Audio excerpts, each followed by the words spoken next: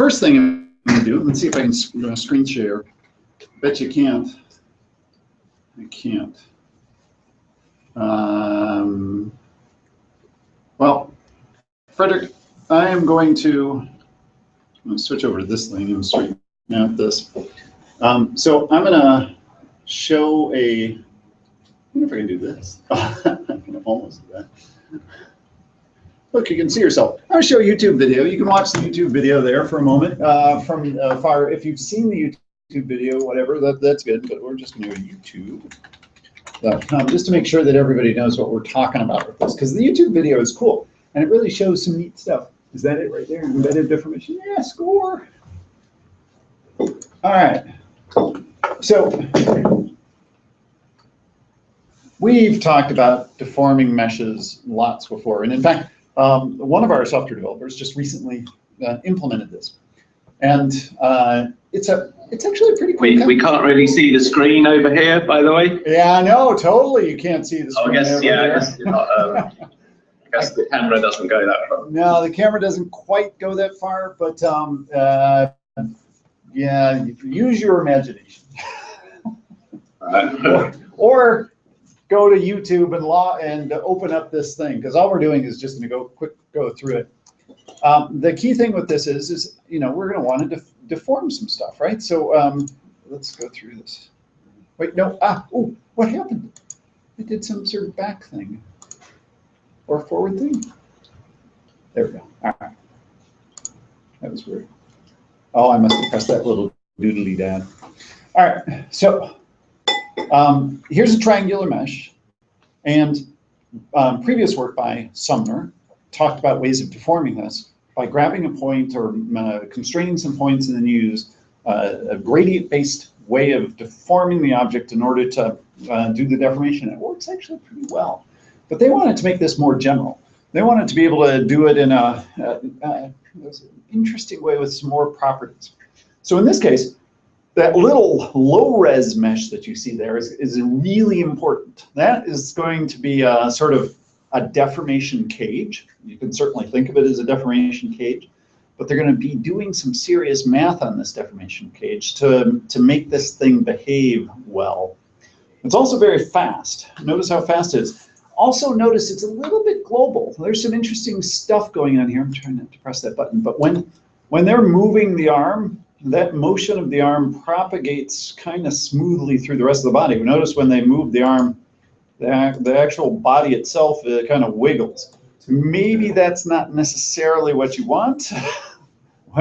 Ron? Yeah, the tip of the tail is moving a lot. The tip of the tail is moving a lot. Yeah, of course, you can control that. You can actually say, just don't move any of this stuff. They've got everything live. But we're going to see why this works this way. The interesting thing about this is that you can then use this technology on anything. That's what the word embedded is. You're going to be using this deformation graph, which does not have to be watertight. It doesn't have to be anything. You'll see one where they're deforming with a line, where they've just taken a scan of a giraffe, and they've created this deformation graph. And we'll talk about ways of creating the deformation graph. That's in the paper as well. And all of a sudden you can start bending it, and notice the kind of details that you'd expect to be preserved with the gradient-based technology work here. The giraffe is changing shape, but it's still very much a giraffe. The knees look like the knees, the hooves look like the hooves. The details are being preserved during this kind of warping. So they then said, well, wait a sec, if that's possible, if we can have this deformation graph and we can create the deformation graph from the underlying object, we can use this to do all sorts of crazy stuff, like changing a horse that's running. So in this case, you can see that they are actually locking down those points. So when they edit the horse's head at this point, the points that are marked in red will not change. They do not actually change, but you can see that everything else does change. And by the way, this is 2007 technology. We're almost 10 years on from that, and this is running in real time on their computers with relatively big numbers of points. They were getting 20 millisecond updates when they're making edits to these models. And so 10 years later, we can expect at least some speed up from that. I don't know if you can, how much, but pretty good. So the neat thing is they're animating this edit, and then you can apply this, and notice that there's a little bit of magic that happens here, in that all this stuff is happening while the original animation is playing, which is kind of cool. It's really it's neat. And then they take it even farther. They say, you know, okay, embedded and animated and all that kind of stuff, we can then take it to particle systems. So if we have a fluid simulation, and you'll see where the limits of this during the talk, you'll see why it doesn't apply to any arbitrary fluid simulation, or, well, it would take effort to make it apply to any arbitrary fluid simulation. But something like this, we can use a graph that is just a single path of a single particle. And then we can use the same technology to deform that graph. And while the particles are playing back, you can actually just sort of mess with that path and move the particles around. And because it's detail preserving, the original particle simulation still looks like the original particle simulation. Of course, it's not going to be physically accurate. You've totally broken physics at this point, but still, you've got some neat capabilities there. One thing they didn't show, and especially, you know, we were doing a lot of hair development in digital domain, and this seems applicable to hair as well. It seems, you know, this seems exactly what you want with hair. You have clumps of hair, you've got hair with noise and all sorts of little fiddly bits, but in general, you just want to move the hair in groups, and you specify these guide hairs or something like that. This seems like it could potentially have some neat use there. So that's what we're going to try to explain. And the framework is actually relatively simple. We should be able to do it maybe in one talk, but we'll see about that. Luckily, Rashab has implemented this. So if I panic, he's going to take over. I've got a backup. Or, more importantly, he's going to throw something at me if I say something wrong. So the overall goal of this, and we're going to just basically go through the paper here. First of all, number one, they want it to be efficient, which is important. Deformation transfer, using the gradient-based manipulation methods is dependent on the size of the mesh. So if you have 1 million triangles in your mesh, the speed of the gradient-based deformation stuff, based on the surface of the mesh, is going to change. So these guys said, oh, wait a second. Do we really need all that detail? Why do we have to have all the little gradients of those triangles? Let's have a lower res cage. And this is tried and true, right? This is, man, back in the 1980s, they had cage-based deformation. So they said, all right, let's do that. But we want a low-res cage. Oh, no, sorry. Life-size guys, make sure that you're muted, by the way. Somebody just joined who is not muted. Press that mute little button, unless you're asking a question, and then unmute the heck out of yourself. Two, detail preservation. So cage-based.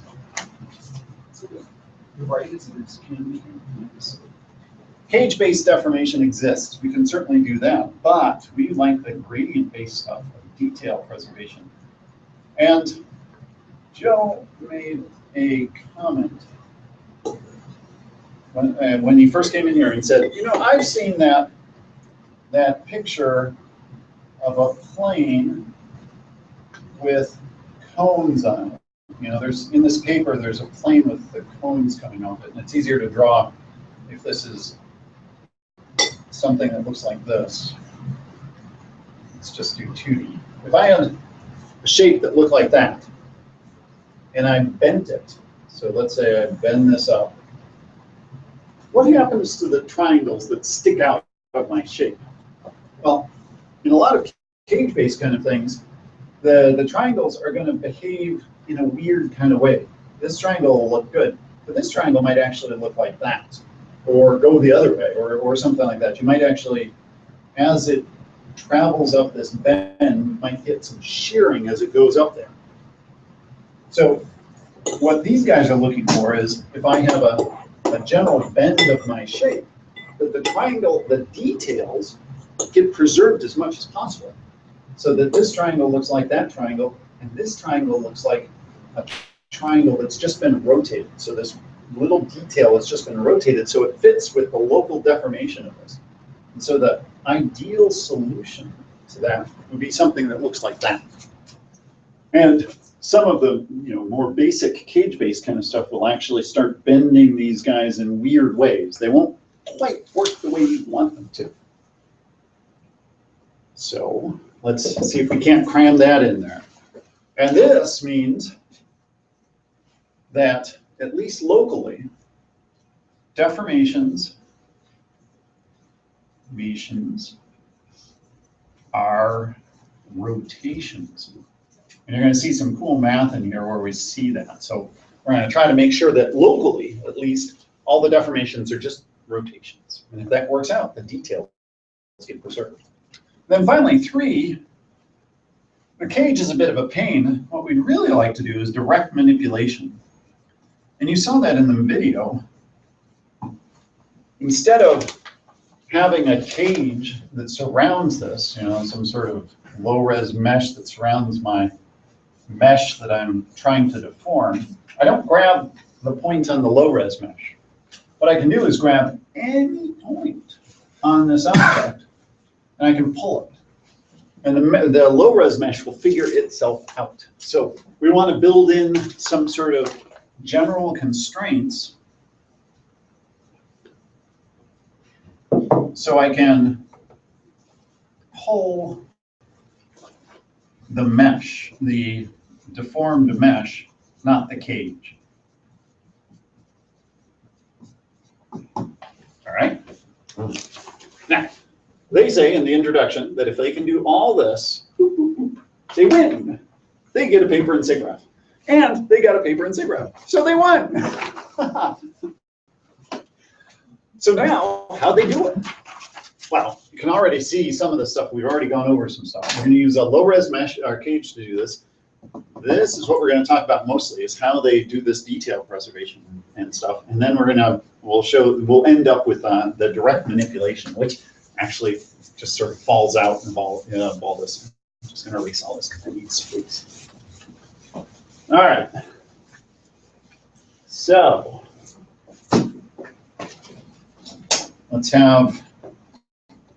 use this. I'm not going to try to draw a velociraptor, but let's say we've got some sort of character.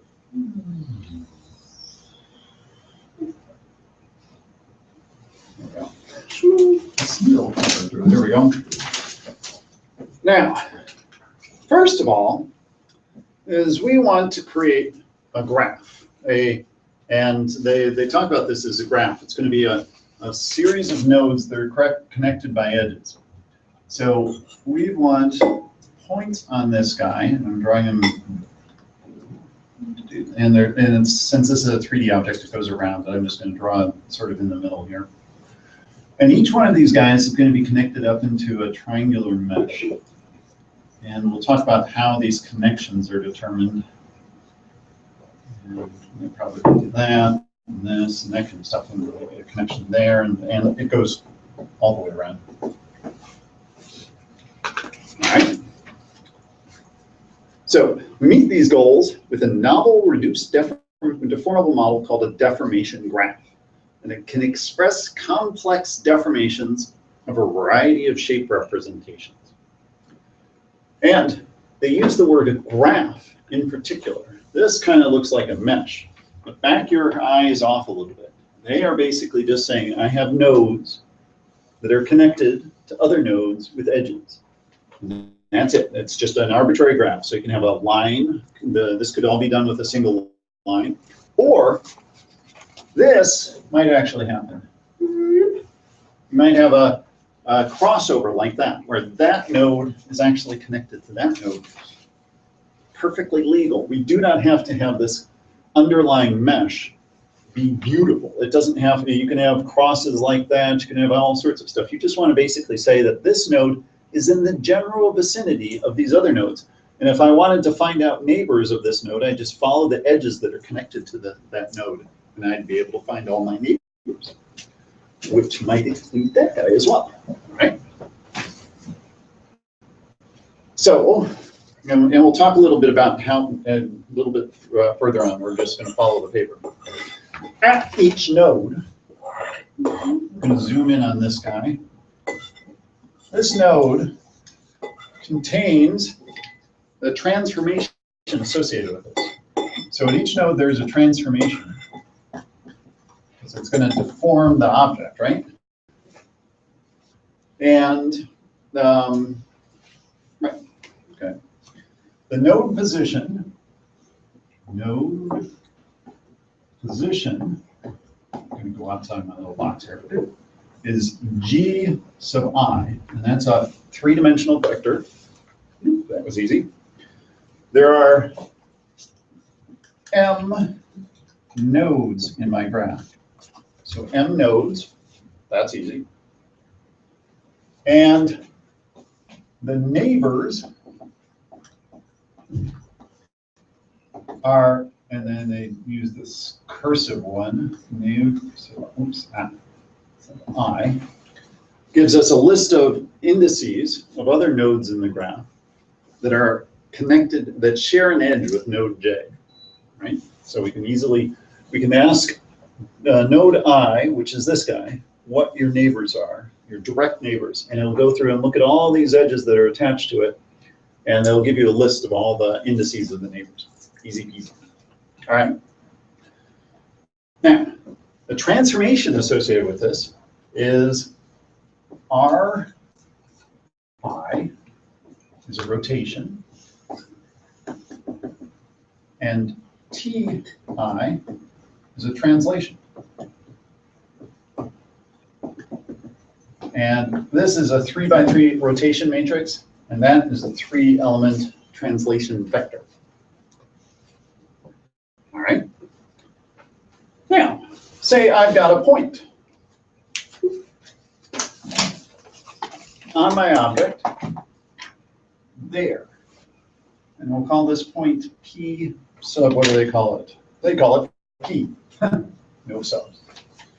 So P is going to be influenced by this point node because it's nearby. It's also going to be influenced by this node, and as you can see, this node probably influences a lot of this guy, right? This node has impact. So what we want to know is, how does this node influence that guy? Well, P tilde, which is the new location of P based on the influence of this, is equal to, I'm going to do this, R I, right? They went to J, but I'm going to stick with I. P minus G sub I plus G sub I plus T sub I. Oops. All right. So far, so good. What does that mean? Well, think about what that means. First of all, this is G sub I, right? That's the location of that node. And we first subtract P from G sub I to get a vector that points along this way. There's a vector that goes along from G to P. And that's what that is. Then we rotate the heck out of that vector. So we spin that vector, turn it in some way. So we'll rotate it out here, maybe we'll go up, up, up, up, up, and it goes to there. So now that is basically a vector at the origin that we just rotated because we subtracted it out. It's down at the origin. So we have to move it back. So we put back g sub I. So we take this new rotated vector, get it back here, but we're not done. There's also a translation. So we can actually translate this. So we can move it around some way, and that adds the translation back out. So we rotate the distance, and then we can move it based on the translation. So it could go out farther. It doesn't even have to go in that direction. It's clear about that. That translation vector can go anywhere at all. And this is the location of our new point. All right. So far, and this is really quite simple, right? This guy, this little node here, has an influence on the mesh that's underlying it, that's embedded in this node graph that we've got here. And it's going to take its result and apply it, rotate and translate based on, the values that are stored in there. But we're not done because we want to do this to everyone. Oh, and by the way, one thing, quick. If that point, g sub I, happens to land on the g sub I, if that point P is actually at g sub I, which could be, these points actually usually start out on the object itself. So if P is equal to g sub I, then g sub I minus g sub I is 0. Rotating 0 gives you 0. And so all you get is g sub I plus t sub I. So you just translate based on what you've got. So the nice thing is if you're at g sub I, there is no rotation. That just goes to 0, as you'd want. Also, the P tilde, the new position, is also influenced by multiple nodes. It's not always the case that. So it's most familiar to a simple linear blend scaling model. Exactly. And that's what was coming next. So this P is only an in-between kind of thing. What Rishabh just basically said is, all right, now for each vertex, let's change this instead of P to actual vertex. Vertex sub I of our mesh is equal to a sum for j equals 1 to m. Remember, there's n nodes. And there's a weight, so j of v sub I. So based on the weighting, so you can have this fall out over distance or something. Then you take this r sub j, here they have switched to j and I'm sticking with it. V sub I minus j plus j, g plus t sub j. So we ran into that. So this is this, right? But we're just summing it over the entire mesh, the entire graph, not mesh. And then we're just summing it up, and there's a weighting kind of thing. The one rule is that all the weights from 1 to m have to sum to 1, so that we don't overshoot or do anything like this. So all the weights that we have here, eventually it will all sum to 1. And then we just take the influence of each one of these guys, and notice that it's every single node in the graph. Holy crap. Oh no. Well, hold on. We're gonna use this to avoid that. So watch out. But at least in the general case, it's using every single node in the graph to apply that, and we're gonna hopefully use weights to determine this. So after all is said and done, you basically just take each vertex in the mesh, ask how each node moves it, and then you kind of average all the motion together and you squish it all together. Ta-da! That's it. Linear blend scheme. That's what it is. So nothing horrible. It's all, the results are not surprising since only a few extra joint transformations are needed to greatly reduce artifacts exhibited by a skeleton subspace deformation. So this is basically skeletal subspace deformation. All right, now, and you can use this exact same procedure to translate normals. You just throw away the transformation, or you just do the rotation. That's it. We're gonna skip over that. The key thing are these weights. These weights have power. You can use these to do cool things. They are spatially varying, and thus depend on the vertex position. Now, due to the graph structure, transformations that are close to one another will be the most similar. And that little sentence right there is an important case. So as you noticed, there's a couple of things that are going on here, but as we pull on the mesh, smooth things happen. You don't pull on a mesh and a point pops out. The whole mesh sort of bends in order to follow that point. And the assumption there is that the rotation and translation of this node is actually pretty similar to its neighbors. It's not going to be crazily different. And therein, this will actually work. Because if you think about this, if you use every single node in the graph, some of these nodes over here might be pushing this in one way, and some of those nodes might be pushing it in another way because of the way this works. And they might actually cancel each other out. You don't typically want that. You only want to use this local structure around here to influence the vertices that are nearby some of these nodes, and they all basically move in the same direction. So averaging them is a relatively good assumption. To do it where you say, oh, hey, at some point on a graph node on the other side of this is pointing in a totally different way, you're going to get a lot of feedback, and it's going to be weird. So don't do that. So for consistency and efficiency, we limit the influence of the deformation graph on a particular vertex to the k nearest nodes. Okay, that's actually pretty cool. So if I've got a point here, if I've got my vertex right there, I'm going to look at the blue dots here and find the k nearest ones to that point. What's k? And there are examples in the paper, k equals 4. Except for one example where they were doing some extreme bending. They really bent one mesh, and then they went to k equals 8. And k equals 8 will give you a much smoother result.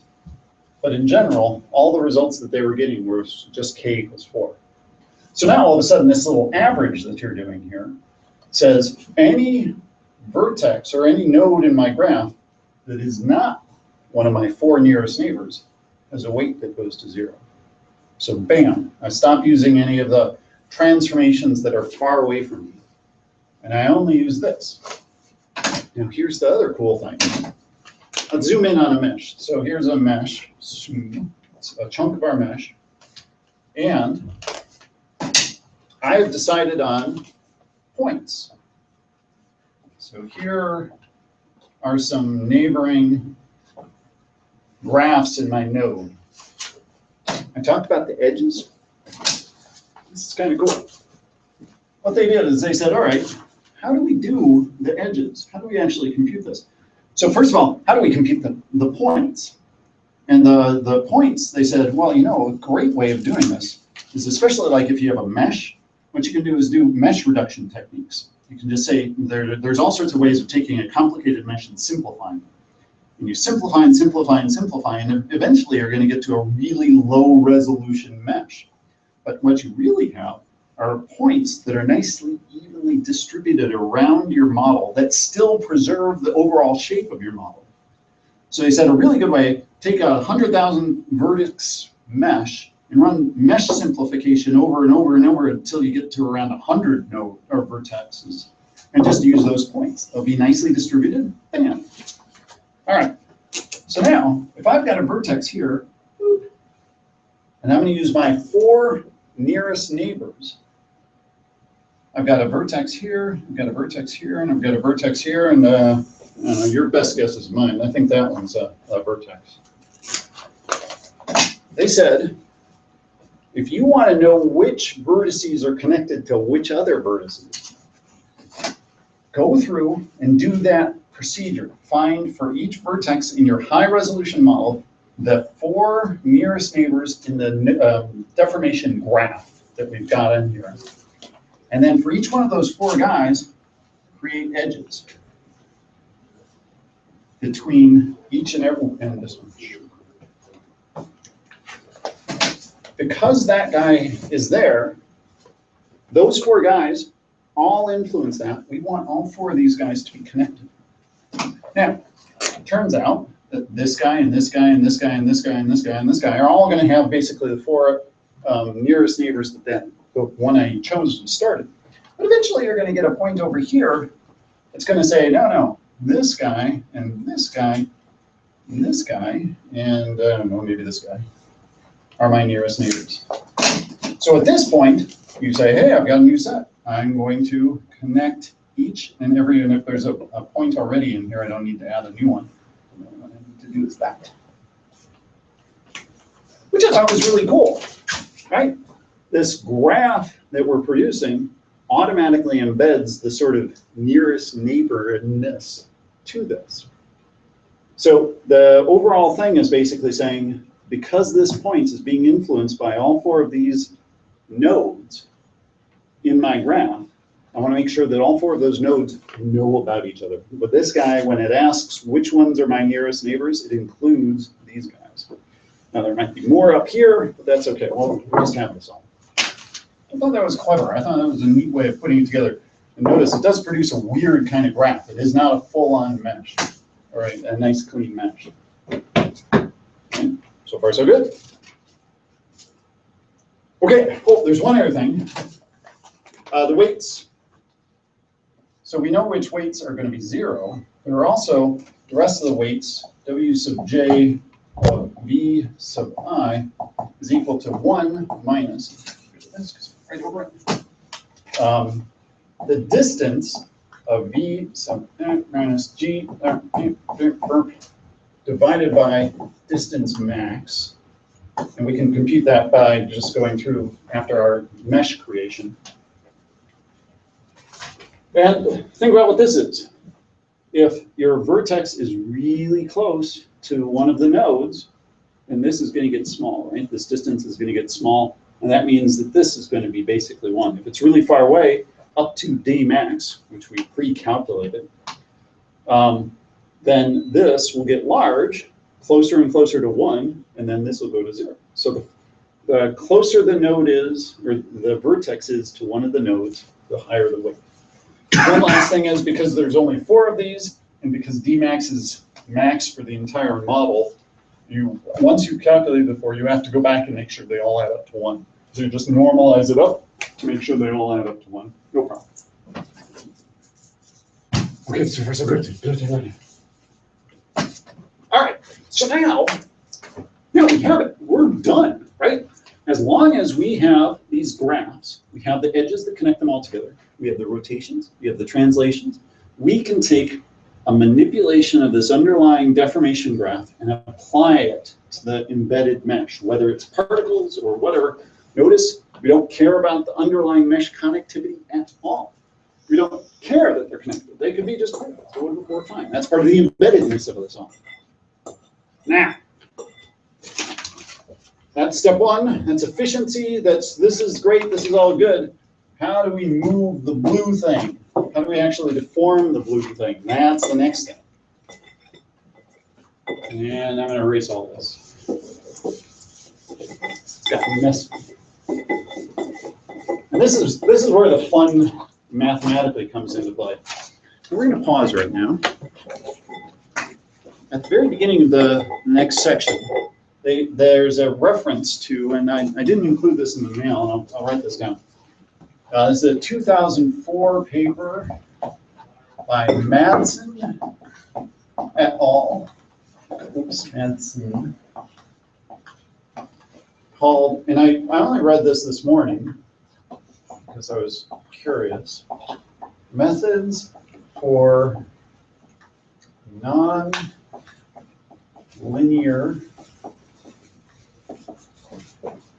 least squares problems. Now, there are lots and lots of texts about nonlinear least squares problems. There's numerical recipes. There's about a bazillion overpriced textbooks. But this is a 32-page, I think it's around 32-page little treatise that he put. And if you search for 2004 Madsen methods for nonlinear, this is the first thing. It just shows up as a PDF. God, is this beautiful. This is, I haven't fully read it. I've read like the first 14 pages, or maybe a little bit farther than that.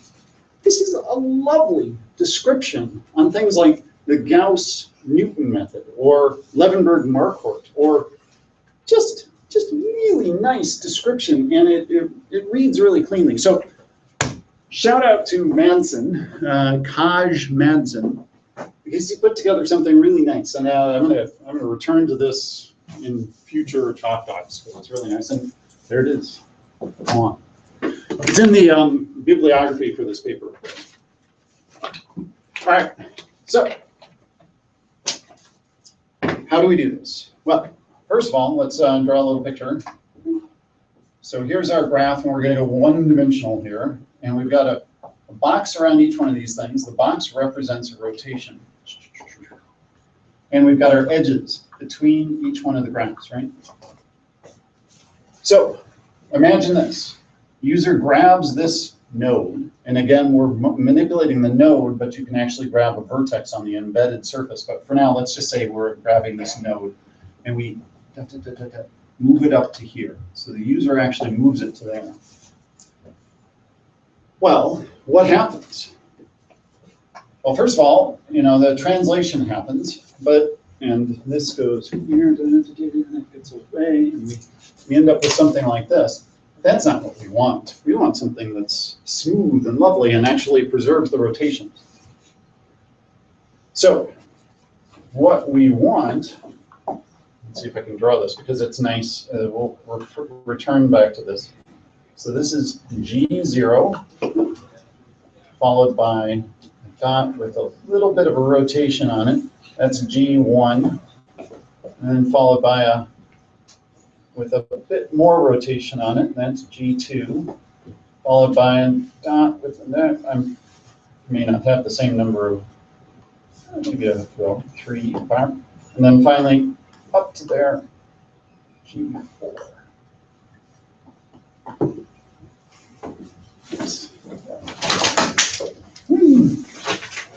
That should be top. So that's what we want, right? As this happens, this edit happens, not only do the positions of the nodes change, but the rotations associated with the nodes actually smoothly, and I don't know if I drew that correct, it should be more like that.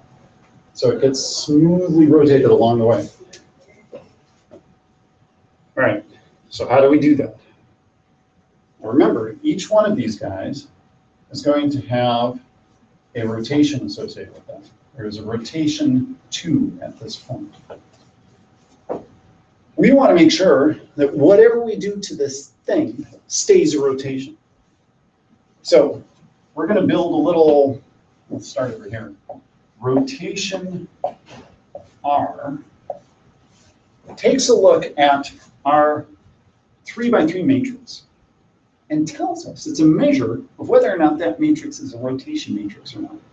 And I thought this was kind of cool. I hadn't seen this before, but it makes perfect sense. So if I've got a 3x3 rotation matrix, what do I know? Well, this is a rotation matrix, right? There's a couple of things that have to happen for this to be a rotation matrix. First of all, the columns, and it turns out the rows with transpose and everything, but let's think about the columns. The columns have to be unit length. So think about a rotation where I rotate about the y-axis or the z-axis. And so I get 0.707, 0.707, I think it's negative 707, 0.707, and 0.707, something like that. I'm making this stuff up as I go here. That's a rotation matrix. And if I do the length of each one of these columns, it all adds up to 1. And in fact, that's always the case. Whenever you have a rotation matrix, all the columns have to add up to 1. Otherwise, you're doing other things to your point. You're distorting it or something. And there's another thing. If you look at the identity matrix, and even this vector and this vector and this vector are all orthogonal. And I always like to think about that in terms of rotation. If I specify a rotation, I usually draw a little cage, right? I'll draw a little cage.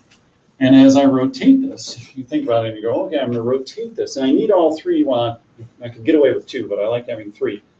I have this little thing that basically specifies the rotation. Well, that's how rotations work. So if this rotates, what happens is all those vectors rotate, but they all stay perpendicular to one another. They're all orthogonal to each other. And that's important. If they stop being orthogonal, then all of a sudden I'm starting to skew the world. I'm squishing one thing more than, or one direction more than another. So how do we encode that? All right, well, let's go back to our matrix. And like I said, I care about columns. So let's call this C1, C2, and C3. And those are just three column vectors with 3 elements each. So we could say our rotation is equal to C1 dot C2, or no, right, C2 squared. So wait, what's this do? Remember, when you dot product two orthogonal vectors, the result, if they are 90 degrees apart, is 0. So if I dot product C1 with C2 and square the result, in case negative or positive, just square the result as the rigor here, the value that that returns, if it's 0, it tells me that it's orthogonal. As it gets farther away from a 0, it tells me that, whoa, something's going on. This is a bad rotation matrix because this is no longer orthogonal to each other. Well, we can do that with all of them. C2 dot C3 squared plus C1 plus C3 or dot squared, right? This is actually cool. This is a little metric that tells us how close this matrix is to being just a pure rotational matrix. But we're not done. We actually need to do one other thing. We need to do 1 minus C1 dot C2. Or not, oops, C1. Well, remember, I said that the columns had to have a unit length, right? So in order to measure a length, you just do the dot product. That's the square of the length, actually, but that'll work fine. So if C1 dot itself is equal to 1, then 1 minus 1 is 0, and that means, bam, we're right on. We want rotation. The smaller the value of rotation, that's closer this function returns to 0, the better. So again, we're going to square this to make sure that negative values don't screw us up. And then plus 1 minus C2, and hands over there, C2 dot C2 squared plus, this is kind of a cool little deal walk, right? It's a neat little, you could almost see just writing this in your little C++ toolbox. I have a matrix here. How close is it to a rotation matrix? I'll throw it through this function, rot, and there's my matrix. And if it's close to 0, I know. If it's 0, I know I have a rotation matrix guaranteed. If it isn't, then, well, maybe. Well, actually, not guaranteed. I think if this is a 0 matrix, I think this will still return 0 because it's zeros all over. Nope, I take it back. 1 minus 0 is going to give you 1s. This will work great. So, awesome. Neat little thing. So, you can tell you're gonna be like, oh, I know what's coming up next. We're going to create an energy term on this. We're going to call this energy rot is equal to the sum j equals 1 to m. And remember, I have m nodes in my chain here, or m nodes in my deformation graph, of rotation of r sub j. So as I'm doing this deformation, I want to make sure that the energy of the rotations that I produce at each one of these guys gets as small as possible. I want to make the energy shrink. And we're going to do 3 different kinds of energy terms. What's the next one? The next one, we already talked about this, is that the rotation that's occurring here should look very similar to the rotations of its neighbors, right? So how do you determine whether a rotation is similar to its neighbors? Well, these guys came up with a cool idea. They said, comparing rotations is a little weird, but we can actually do a little trick. We can say, instead of looking at rotations, let's look at the effect of the rotation. So I know that that point right there is going to be equal to, this point right there is G2 plus T2, right? So this is how it gets translated up. There's a rotation, that's how the box is pointed. But the actual location of that point there is, and I guess I should use all the tildes. Tilde is the new one. The G2 is where I started out from. So that point right there is G2 plus T2. But we also knew that if we thought this one was a vertex, and not a node, but an actual vertex, it's going to be moved by this guy, right? Well, this guy is going to apply the rotation of G2, or 1, minus G2, with hats on top of those, plus G2 plus T2. Right? Is that right? Right. R2. Am I understanding this correctly? Yeah. Oh, right. Sorry. I was thinking, I'm sorry, I was doing it the other way around. I was thinking this guy and this guy. But what it's doing is taking this point and applying the rotation and translation on this guy. So it's actually saying that this guy, if you use the transformation of this node on this point, this guy would actually produce a point right there. And if you did it over here, this guy would produce a point right there, right? Because it's taking the original G1 and moving it up just by the deformation associated with G2. So it's, but really, these two guys should be as close as possible as they could be, right? Because you want the location of G1 to be as close as possible of what G2 is going to do to G1 because they're neighbors, right? This is the rotation associated with this guy. This is the original location of G1, and we're just moving it as if we were transforming by this guy. Now, of course, G1, the G1 tilde, is going to be wherever the hell it is. But we want to make sure that this point and that point are really close. And of course, G1 applies to G2. This is all a really recursive kind of thing. Now, this guy is going to do the exact same thing back to G2. If we straighten it out and we try to make those guys produce the results as close as possible to each other, then we're going to get a smooth result. And in fact, it actually looks kind of cool in the math. So we're going to have energy regularization is equal to, and we're going to do for each point, right? For each point in our node graph, we're going to sum this up again. But once we get to a point, we're going to look at all its neighbors. So we have, in this case, K is an element of N sub J.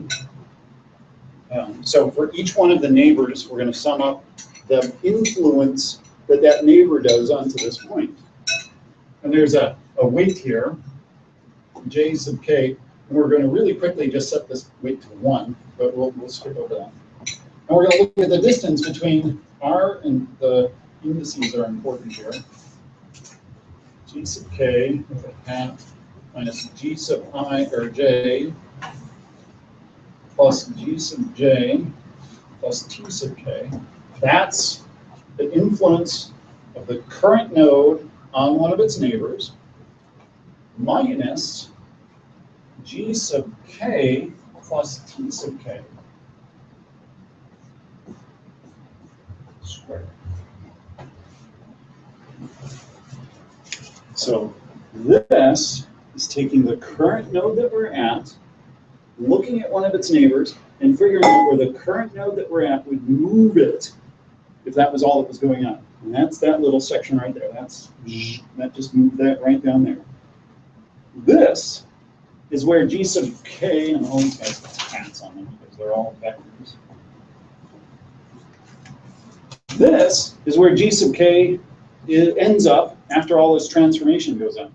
So G sub K and T sub K tell us that, hey, G sub K, this guy right here, just moved to here.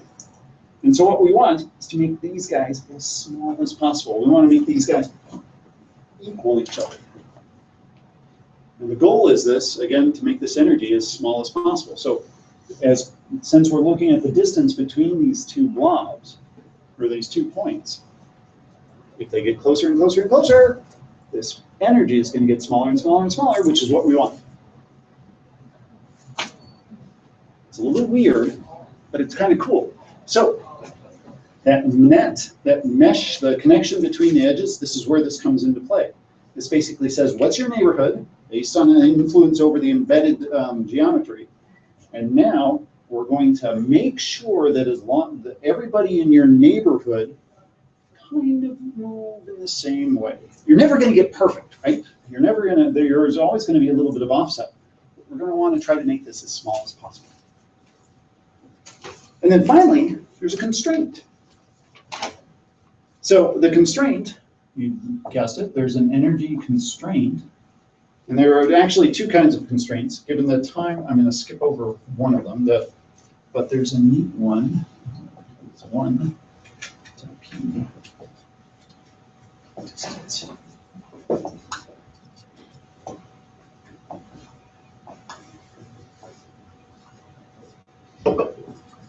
Oops. It's Q. So L. Square.